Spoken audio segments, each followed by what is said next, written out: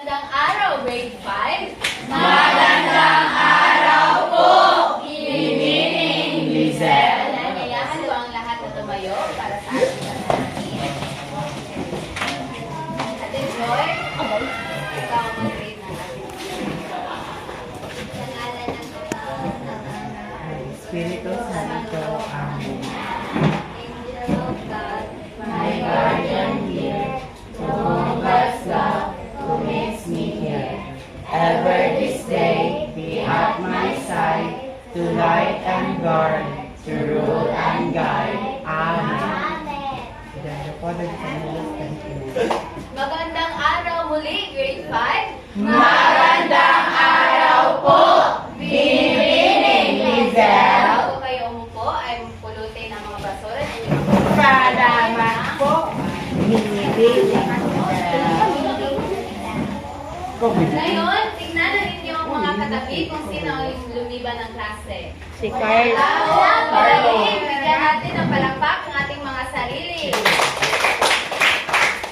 Ngayon naman ay ating babasahin ang mga alituntunin dito sa ating klase. Ngayon, ako muna ang mag-uunang babasa at tayo naman lahat sa susunod. Mga alituntunin, makinig ng mabuti. Gusto niyo bang makinig? Okay. Makilahok sa guro at mga kaklase. Kumilos sa responsableng paraan. Maging matyaga at maghintay.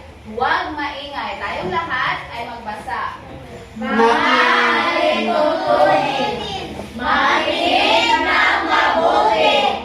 Makilahok sa guro at mga kaklase. Kumilos sa responsableng paraan. Maging matyaga at maghintay. Huwag maingay. Maaasahan ko ba sa inyo yan, mga bata? Opo, teacher. Madali. Ngayon naman, sino sa inyo ang nakakaalala sa nakaraang tinalakay natin? Sige, Maika. Ang ating tilalakay noong nakaraan talakayan ay patungkol sa paghahanda ng masustansang pagkain, ang grow at globo. Tama. Ngayon, para sukatin kung kayo pa ay kung inyo pang naaalala ang ating nakaraang talakayan ay hahatiin ko ang klase sa 3 grupo. Magbilang hanggang 3. Tatlo. Ready? Isa, dalawa, tatlo. Isa, dalawa, tatlo, isa. Dalawa, tatlo, one. Dalawa, Tatlong isa, dalawang tatlo. isa. Dalawa, Tatlo. Dalawa. Isa. dalawa. Pagkat una, okay. Pagkat una, dito umupo. Pangkat dalawa, dito naman umupo. At pangkat 3 ay sa lalagay si Marlo. Pangkat 3. Nagsumay lang pa. Mali ko, hindi ka okay. Ibibigay ako sa inyong chart at envelope. Sa loob ng envelope ay may mga sari-saring pagkain na kailangan niyong ilagay sa gold, glow, or glow na pangkat. Okay? Ngayon naman,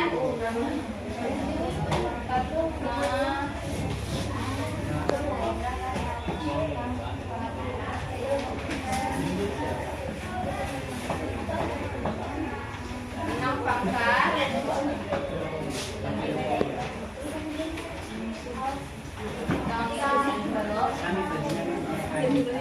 Pangalawang pangkat.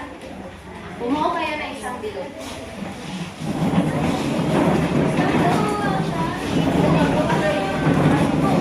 Pangatlong pangkat.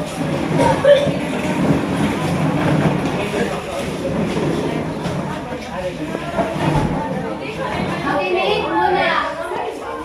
Ito ay paunahan. Kung sinong grupo ang maunang nagtapos sa kanilang aktibidad, ay kunin lamang ang naka-assign na bandila sa inyong grupo. Kumuha lamang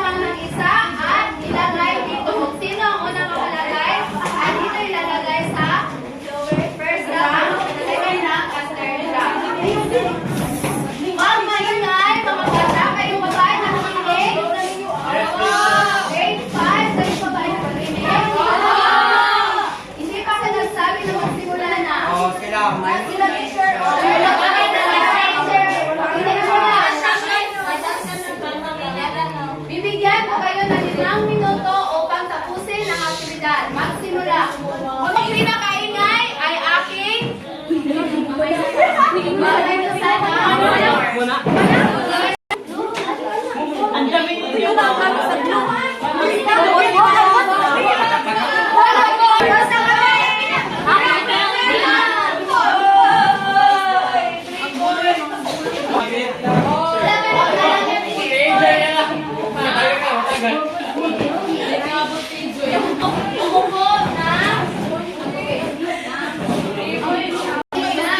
Maaari bang may isang representative bawat grupo?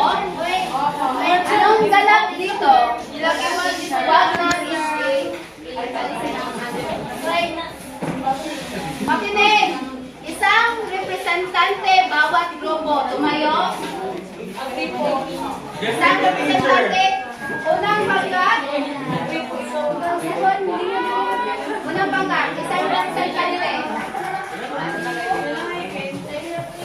Pangalawang pangkat. Tumayo ang representante ninyo.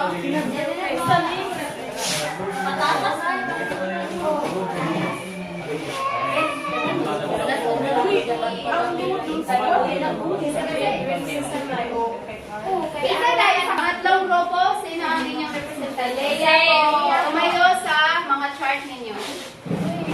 Sa inyong iwawasto ang inyong sagot. Teacher, pakibalik ng mais nila, teacher. Teacher. Ayaw.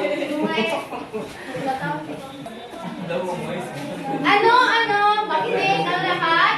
Ano-ano ang mga pagkain na nabibilang sa goal food? Yung mga may carbs. Sino ang pwedeng sumagot? Sa inyo. Si Leah po. Sige, another representative. Sino ang pwedeng sumagot sa aking tanong? Sige, Leah.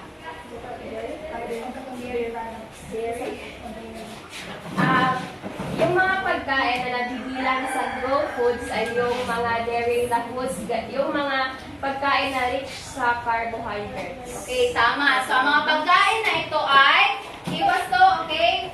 Mais.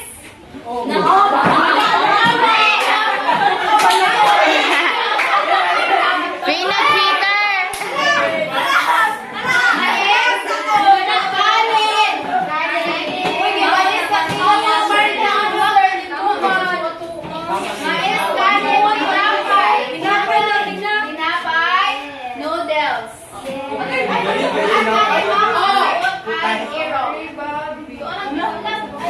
Again, mais, kanin, tinapay, noodles. Yan ang mga pagkain na nabibilang sa goal food. Okay. Sunod, ano naman ang mga pagkain na nabibilang sa goal food?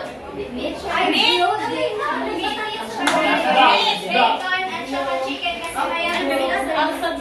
Okay. Ang mga pagkain na ito na nabibilang sa raw food ay cheese, chicken, bacon, at meat, karne. Okay. Ngayon naman, ano ang mga pagkain na nabibilang sa raw food? Mga Gulay. Kanima. So ito Ang ay sabihin? mga Kanima. carrots, broccoli, watermelon, melon, at patatas.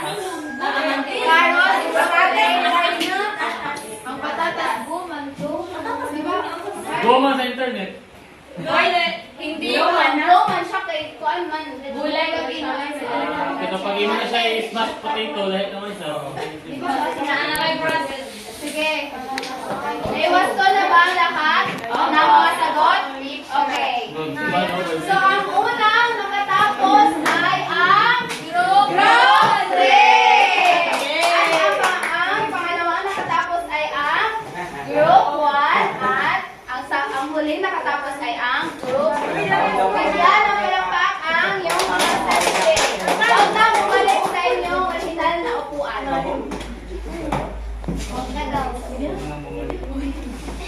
Gagawin na naman tayo isang aktibidad. Ang inyong gagawin lamang ay hulaan kung ano ang ibig sabihin ng mga larawan na ito. Okay. Unang larawan. Teacher! Okay, sa group 3. Maghugas ng kamay. Magbukas ng kamay. Tama. Ano pa? Ano pa? Teacher. Sige, Leia. Maggamit ng sabon sa paghuhugas ng kamay. Tama. Ano pa? Teacher. Okay. Parang Maggamit ng tubig at gripo. tama rin. Ito sa group 1. Ano? Sabon. Paghugas ng kamay gamit ang sabon. Okay. At gripo. Teacher. Sige. Tama yun. Ano pa? Maghugas ng kamay bago magluto, bago gawin lahat ng Tama. Maghugas ng kamay bago magluto. Okay? Ito naman. Ano ang yung nakikita sa larawan? Okay. gamit na nga ng Tama. Iyon ang tamang sagot. Ang babae ay gumagamit ng apron. Pangatlong larawan. Paghugas sa mga prutas at saka mga Okay, tama. Another idea. Hugasan na maigi ay hugasan muna ang mga sangkap bago mo lutuin at gamitin. Tama rin. Sa inyo, ano idea? Bago lutuin ang mga Hello, sabon sa kapatid. pagluluto. Bago lutuin o ihalo ang mga sakap bago sa pagluluto, dapat munang hugasan ito ng maigi dahil ang mga gulay ay may mga kemikal na ginamit upang ito ay maging magaling. Tama. Yan ang makinig. Ang grupong pinakaingay ay aking i-wrap down. Na-rank daw ng yellow. Bullet. Okay, sige. Pang-apat na larawan. Ano ang... Dapat sa asway magluto. Teacher. Okay, Dapat tali ka ba sa magluto? Dapat kung magluluto ka is galing iyong pay pagmamahal para magiging Okay, so ang larawan, teacher. Gumamit ng mga apron para hindi matausikan ang Galing. So, ang babae ay nagluluto. Okay, ito naman. Teacher. Last lang. Pagkatapos kumain, kailangan hugasan at linisan ang mga gusto nyo ba ang wrap down? Ang yellow teacher. Sige na, ano yun, Rebecca? Pagkatapos kumain ay kailangan natin hugasan at linisan ang mga plato at mga baso na ating ginamit. Tama. So, pagkatapos kumain at gamitin ang mga gamit sa pagluluto ay kailangan natin itong ligpitin. Okay. Ngayon, bago tayo magsimula sa ating talakayan ngayong araw, ay babasahin muna natin ang layunin ng ating klase. Una, makilala ang mga alintuntuning pangkalusugan at pangkaligtasan sa pagluluto. Pangalawa, malaman ang kalagahan ng mga alituntuning pangkalusugan at pangkaligtasan sa pagluluto at masunod ang mga alituntunin sa pamamagitan ng pagsasadula. Ang lahat ay magbasa. Makilala ang mga alituntuning pangkalusugan at pangkaligtasan sa pagluluto. Malaman ang kalagahan ng mga alituntuning pangkalusugan at pangkaligtasan sa pagluluto. At masunod ang mga alituntunin sa pamamagitan ng pagsasadula. Naman ay may gagawin na naman tayong isang aktibidad. Ang bawat grupo ay sasagutin kung ano ang nasa chart. Okay, sa unang grupo, ito ang inyong sagutan. At sa pangalawang grupo ay yun naman. At ang pangatlong grupo ay nandyan sa inyong likod. Ngayon, nagbibigyan ko kayo ng Manila paper at mga markers. At dito ninyo ilagay ang inyong mga sagot. Okay, sa unang grupo, ang paluto ay ang mga litrato ay tungkol sa mga linutunin ng pagluluto. Ibahagi ang idea kung bakit importante ang mga ito. Huwag mo nang sumagot.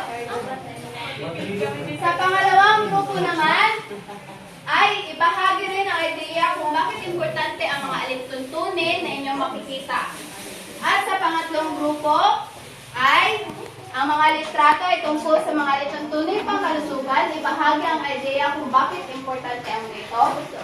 Bibigyan ko kayo ng Excuse me, teacher. Wala po kami marker. Nasaan na yung marker? Highlight marker. Pwede ballpen.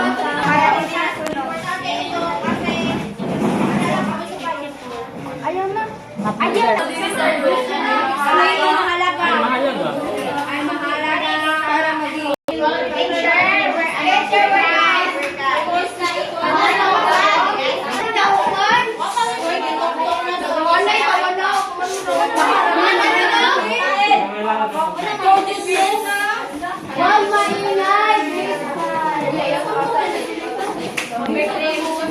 Number 3.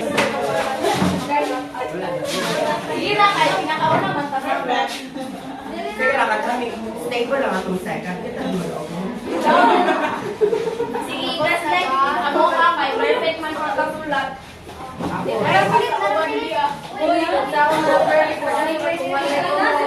Okay, sige.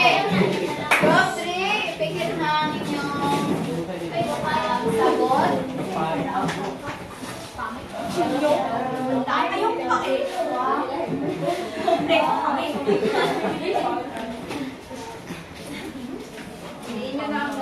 Hala. Ano to, di pilit?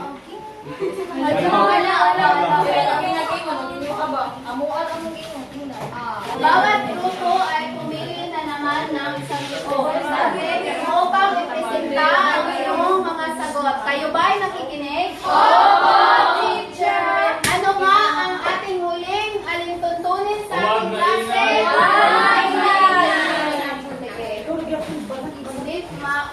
Ikaw na po. Ang inyong representante. I-presenta sa inyong mga kaklase. Ang mga litrato ay tungkol sa alituntunin ng pagluluto. Ang una pong alituntunin ay sa paghahanda ng sangkap. Mahalaga po ito upang mas mapadali ang pagluluto. Kaya, beforehand, dapat ihanda natin ang mga sangkap. Maglagay ng isang check. Okay, pangalawang litrato. Pangalawang alituntunin ay ang pagsuot ng apron at hairnet. Kailangan ito upang maging malinis at ligtas ang mga pagkain para iwas din po sa kontaminasyon. Magaling. So, pangatlong litrato. Malinis na lutuan. Ito po ay para ligtas ang mga bagay na walang maduduming mga bagay. Okay, pang-apat. Maglalagay ng saktong basurahan upang maging malinis ang paligid pagkatapos magluto. Ang huli ay ang maingat na pagbabalat upang hindi tayo masugatan at hindi haluan ng dugo ang ating mga Tama. pagkain. So, kayo ba ay nakikinig? Group! Sige. Importante na ihanda ang mga sangkap upang mapadali ang ating pagluluto at dapat magsuot ng apron at hairnet upang hindi madumaihan ang ating damit at hairnet upang hindi malaglagan ng bubok ang mga pagkain. Malinis na lutuan upang maging walang dumi na nakikita sa makontaminate ang pagkain at hindi makontaminate ang mga pagkain. Paglalagay ng saktong basurahan upang may saktong paglalagyan tayo ng mga hindi na kailangan sa ating pagluluto at maingat na pagbabalat para maiwasan ang pagkasugat. Sige, bigyan na 5 palakpak ang unang grupo. Sa inyo naman, pangalawang grupo. Okay, group 1 at group 3. Okay, magandang umaga mga kaklase. Kayo na ito ang aming mga sagot. Sa unang litrato, ugaliin natin na gumamit ang pot holder kapag tayo ay nagluluto para maiwasan natin mapwaso ang ating mga kamay. Para rin tayo ay maging safety sa ating pagluto. Sa pangalawang litrato, ang hindi pag-iwan sa niluluto. Para maiwasan nating masunog ang ating niluluto, ay kailangan natin hindi mag-iwan. Pangatlong litrato ay pagligpit ng mga kinainan at paglinis ng pinaglutuan. Ugaliin natin maglinis ng mga pinagkainan upang hindi tayo maging maduming tao. Okay. Ang pang-apat na litrato ay ang paggamit ng mga kutsilyo sa tamang paraan upang hindi tayo masugatan. At panghuling litrato ay kailangan natin malaman ang mga safety tips sa paggamit ng LPG upang hindi ito sumabog at mag-iwasunog. Okay? Tama ang kanilang sagot. Bakit nga importante ang paggamit ng pag-holder? Para hindi sumasagot ang hindi ba kayo nakinig? Nakinig! Bakit importante ang paggamit ng pag-holder? Magaling! Bakit importante hindi iwan ang ating niluluto? Okay, para hindi masunog at overcook. Bakit importante ang paglililigpit ng mga kinainan at paglilinis ng pinaglutuan? Upang hindi lapitan ng insekto. Tama yun, Mr. Kagadas. At bakit importante ang pag-iingat sa matutulis na bagay? Para hindi masaktan. Okay. Ino-off nyo ba ang gas cylinder ng iyan? Bakit ito importante? Okay lang din, pero mas kailangan din iyong pantayan upang hindi sige, bigyan ng palakpak ang pangalawang grupo. Ngayon naman ay Ang grupo is ang unang larawan na nagpapakita ng paghuhugas ng kamay, which is pinaka-importante sa pagluluto kayo. Kasi, kung hindi ka naghuhugas ng kamay, kung nagluluto ka, may dumi yung kamay mo. Hindi madudumihan din yung pagkain. Dapat maghuhugas ka ng kamay. Pangalawa is mabuting paghuhugas sa mga lutuin. Importante hugasan natin ang ating lulutuin or yung mga gulay or iba't ibang ano. Kasi hindi natin alam na may chemical yan or may dumi-dumi. So, dapat hugasan natin yan ng mabuti. Pangatlo, hindi pagsasayang ng pagkain. Para dahil marami ang nangangailangan ng pagkain, dapat hindi natin sinasayang mga pagkain dahil may mga kailangan pa. May mga nangangailangan pa. Dapat ibigay na lang natin, hindi na lang natin sasayang. Tapos, lutuin mabuti ang pagkain para hindi sumakit ang tiyan at para maging healthy. sige. At pang-last is tamang lalagyan ng pagkain. Upang hindi malapitan ng mga insekto at para maging plaster siya, organized at magandang tingnan, hindi yung katagtatag. Okay. Nakinig ba ang lahat sa pinisinta na mga tao? Bakit nga importante ang paghugas ng kamay? Kayo ba ay naghuhugas ng iyong mga kamay? Bago magluto?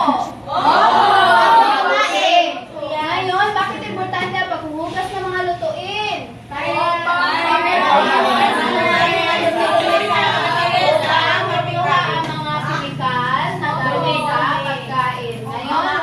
Meron ba kayong lalagyan ng mga pagkain sa inyong bahay?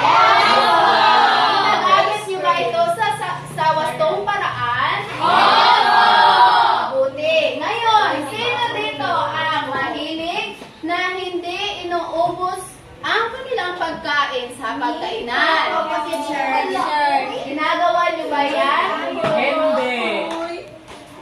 Hindi ko, inubos ang pagkain ko kasi may mga hayop na nangangailangan. Mabuti. So, dapat hindi natin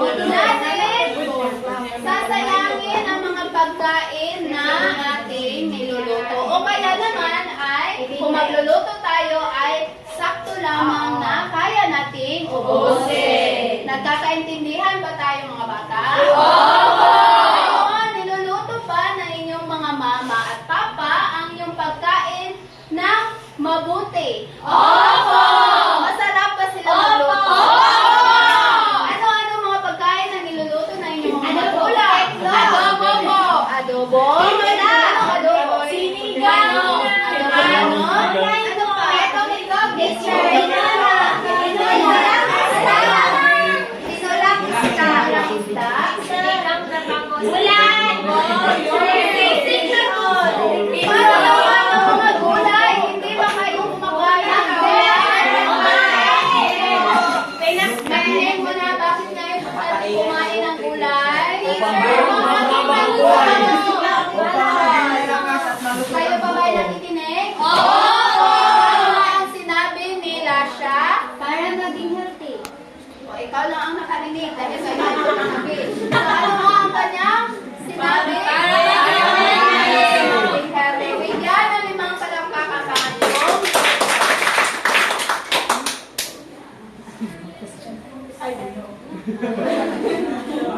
Ngayon, mga bata, ano nga ang ating tinalakay ngayong araw? Tungkol Kung gusto niyo sumagot ay itaas ang inyong mga kamay. Okay. tungkol sa pangkalusugan at pangkaligtasan sa pagluluto. Okay, ang ating tinalakay ngayong araw ay ang mga alituntunin o mga rules sa pagluluto na nagbibigay kalusugan at kaligtasan sa atin. So, bakit nga importante na maging malinis ang ating pinaglulutuan o ang ating kusina? Bakit ito importante? Sige, Hana. Kailangan natin matutunan ang mga alituntunin pangkalusugan ng pangkaligtasan lalo na sa pagluluto upang ang ating pagkain ay maging healthy at ang kumakain ay maiwas sa healthy. Okay, tama ba ang sagot ni Hana? Okay, bakit importante na gumamit tayo ng apron? Wala na bang ibang kamay? Okay, Betty? Teacher, para po hindi madumihan ang ating damit. Magaling. Upang hindi madumihan ang ating damit. Bakit naman importante gumamit ng hairnet? Okay, John Mark? Para po teacher, hindi maagapan ng buhok at puto. Pagkain. Okay, para hindi malaglagan ng buhok o kung ano man ang ating mga pagkain. So, bakit importante gumamit ng pot holder? Kayo pa ba ay nakikinig? Anong tinatawa-tawa natin ito? Bawasan niyo lang po. Teacher, meron na po kasi kami Bakit? Ano? What if po yung nagluluto ay kalbo? Okay, makinig. Kahit na siya ay kalbo, dapat pa rin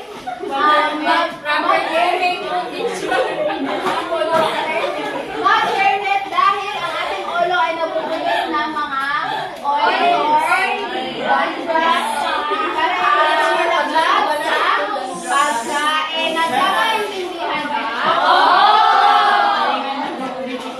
Okay, ngayon naman Jeffrey, bakit importante na magamit ng pot holder sa pagluluto? Dapat tayo gumamit ng patulor teacher para hindi tayo mapatok. Okay, para hindi tayo mapasok. Magbigay ng mga bagay na mainit. Teacher. Caldero! Caldero. Kawali! Teacher. Ako na lang. Hindi yan gamit. Yan ay pwede ng tao. Sige, ano ba ang mga gamit o bagay na mainit doon sa kusina? Pagkain ng teacher. Libre ni teacher. Correct. So, dapat gamitin. Nakikinig pressure cooker. Nakikinig pa ba ang group 1? Nakikinig pa ba ang group 2? Ang group 3? Ngayon, upang mas maintindihan niyo pa ang mga litunitunin na pagkalusugan at pangkaligtasan ay makakaroon tayo ng isang pagsasadula. Sa inyong grupo ay gumawa ng isang storya na magagamit ninyo ang mga alituntunin, pangkaligtasan at pangkalusugan sa pagluluto. Okay, naiintindihan ba? Opo, binigyan ba kayo ng 5 minuto upang bumuo ng konsepto? Pakicooperate sa inyong mga grupo. Kung sino ang unang makatapos ang mga pinsan namin, pakinig muna mga bata. Kung sino ang unang makatapos sa pagkonsepto na inyong pagsasalita ay kunin lamang ang inyong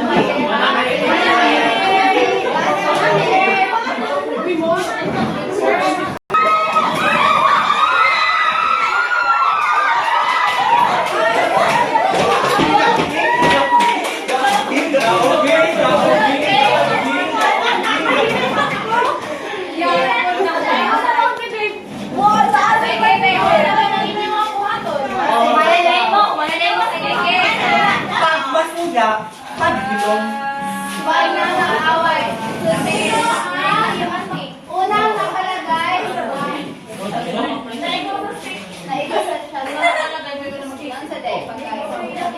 Ang unang nakalagay ng bandera ng kulay yellow ba? Kulay pula po. Sige, ang pangalawang nakalagay naman dito ay blue. Sige, unang magrepresenta ng kanyang pagsasalita ay ang unang grupo.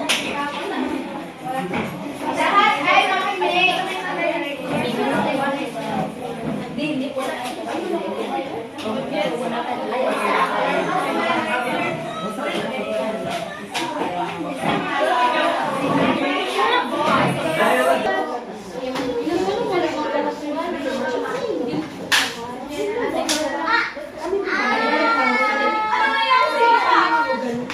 Ayan kasi hindi ka nag-iingat na magsiwa ng mga gulay. Halika at hugasan natin na malinis at malalim na tubig. Mag-ingat ka kasi sa susunod, mag-ingat ka kasi sa pag-iwan ng mga gulay. Halika at hugasan natin. Huwag ka na umiyak.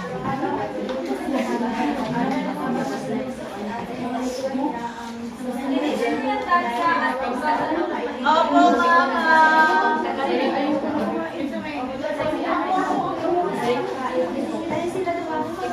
Lagi natin tatandaan na dapat maghanda muna ng sumasuka bago magluto, magsuot ng apron at hairnet, malinis na lutuan, maglalagay ng saktong basurahan, at maingat sa pagbabalat o paghihiwa ng mga sangka. Yun lang po. Okay, bigyan na nilang palakpak ang unang grupo. Wala ba kayong mga kamay? Meron pa? Sila Blair ang ginig Sino ang pangalawa? Okay. Dalawa, tatlo, apat, lima. Magsimula na.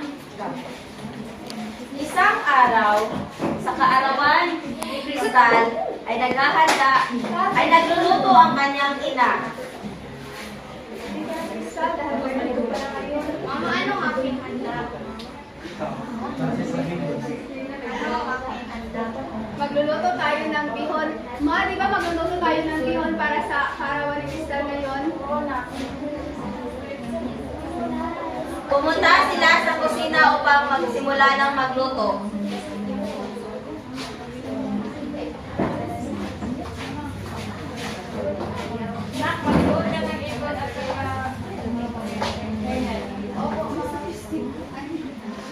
Sa pagluluto ni Nasya ay tumawag ang kanyang kaibigan at iniwan ang kanyang niluluto. Hello? Enjoy, pumunta ka ba dito? Oo, kasama ko yung kaibigan natin. O sige, pumunta ka dito, may enjoy. Mama! Nag, nagmaho naman ang word. Hala!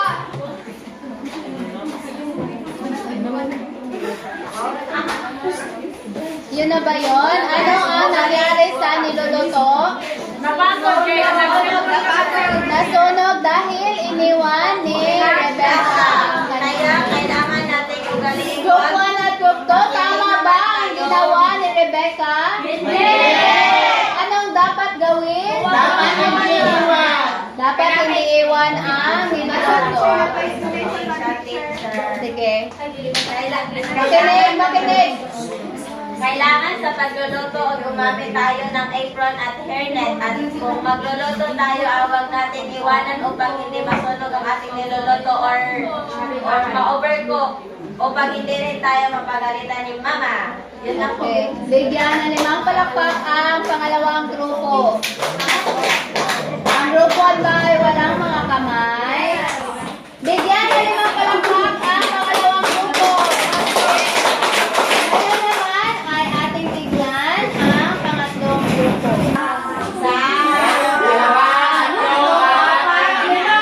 Magsimula na. Pabili po. Anong sayo? Ito po. Aray, ang init! Mainit ba? Ugaliin gumamit ng pot holder upang hindi mapasok. Salamat eh!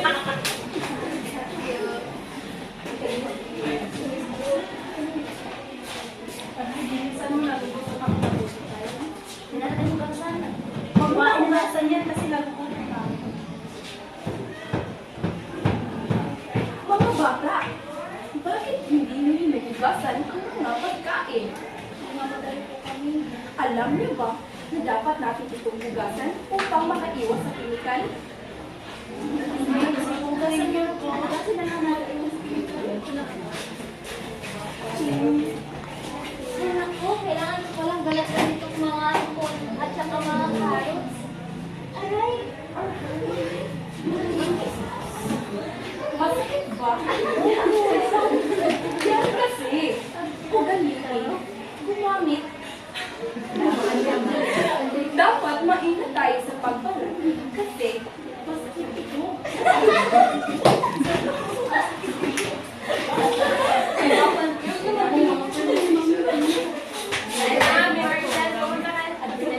Pumunta ka na dito, mag-almusal ka na. Pagkain po. Ano po ulam, mami?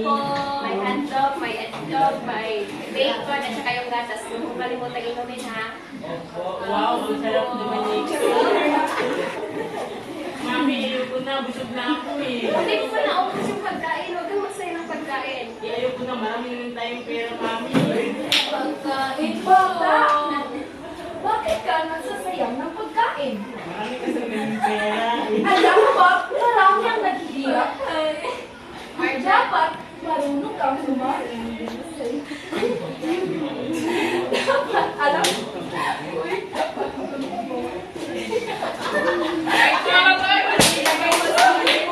Virgil, ilagay mo sa malinis na Tupperware yung pagkain. Ibigay mo sa bata ng lansangan sa labas. Ako, Mami. Thank you! Palakpak ang inyong mga sarili. Ako na ay natuto sa ating kalagayan ngayong araw. So, sa group 1, ito ang inyong score. Sa pag-arte, meron tayong 40%, unawa sa teksto 40%, pagbuo ng script 20%, a total of 100%. So sa group 1, ay meron sa pag-arte ay 39, ang sa pag-unawa sa teksto ay 40%, at sa pagbuo ng script ay 18%, a total of 97.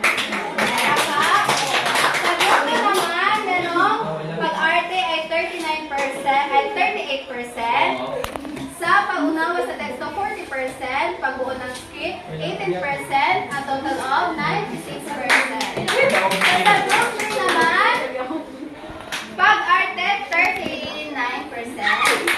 Unawa sa teksto, 40%. Pagbuo ng script ay 19%.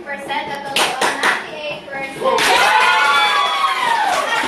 Ay may nalutunan ngayong araw?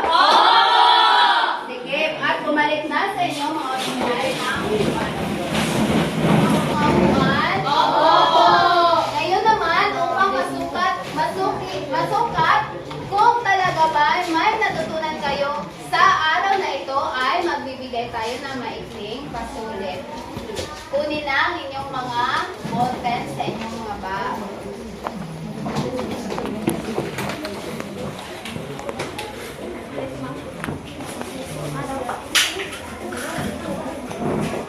Uy, Fina.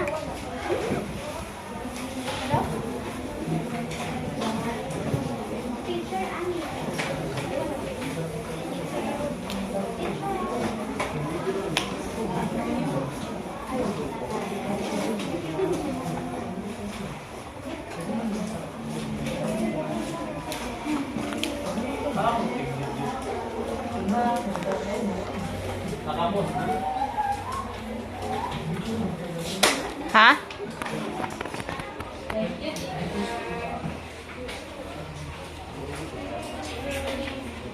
Magsimula na sa inyong pagsusulit. Wala na.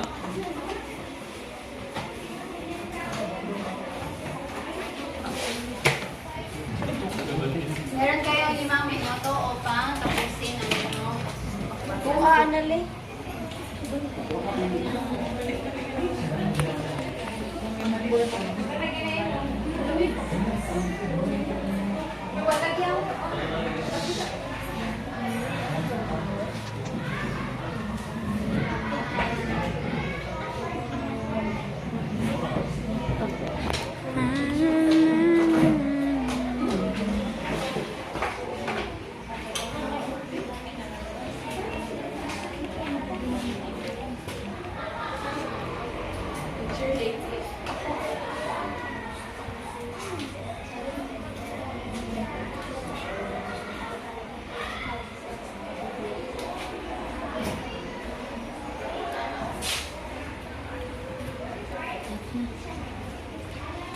Ang lahat.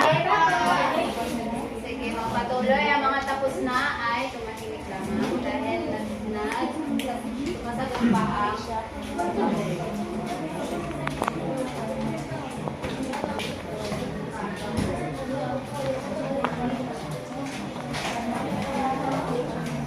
Sige, ipasa na ang inyong mga papel sa harapan.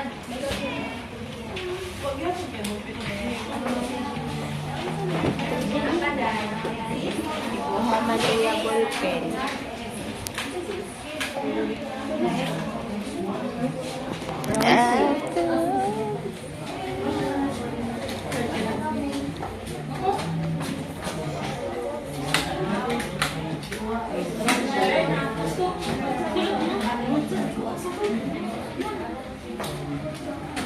So ngayon, mga bata, alam niyo na ba kung sinong grupo ang nanalo sa ating mga laro? Opo!